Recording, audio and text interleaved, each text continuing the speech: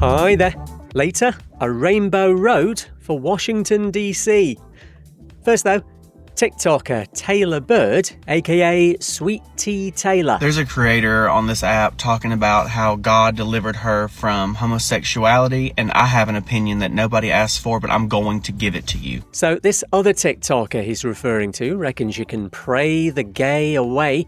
And Taylor, who had a very religious upbringing, says, spoiler alert, that approach doesn't work. I spent years, and I do mean years, begging God to take away the queerness, begging God to rid me of the homosexual lifestyle. And guess what? He never did. And then one day it dawned on me. God is not going to fix something that ain't broken. And he's got this message for the TikToker who's been talking out of their rump. I have no sympathy for this kind of rhetoric, and I never will. Your entire religion, the books, the songs, the poetry, it all boils down to one simple rule. Love your neighbor as you love yourself. If you can't do that, shut up. Have a blessed day. The video by Taylor, who's from Alabama in America, has had nearly 2 million views. People could be asked to prove their biological sex by the likes of hospitals and sports clubs in the UK.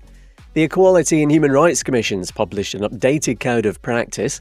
A public consultation's begun on the guidance, says any request to prove gender should be made in a sensitive way which doesn't cause discrimination or harassment. Sure, that'll be fine. Next claims a new law in Peru targeting sexual violence against children undermines transgender rights.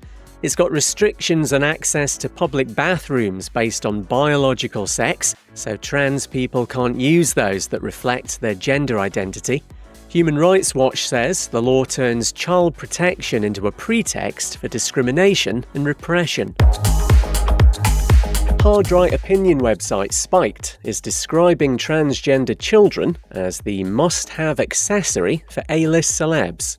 There's an article full of intellectual incontinence prompted by Erin De Niro, Robert's daughter, coming out as trans.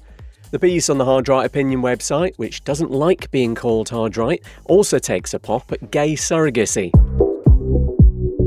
A group of queer climbers and allies have hung a massive transgender pride flag in the middle of the famous El Capitan rock formation. Trans is Natural says it was an act of solidarity and resistance. They hung the flag 1,500 feet up El Capitan in Yosemite in the US. And Washington, D.C.'s now got a rainbow road to mark World Pride there. It's being described as the longest LGBTQ+ mural in history, at over half a mile long. More than 120 volunteers have made it happen. The road's where the World Pride Parade starts on June the 7th.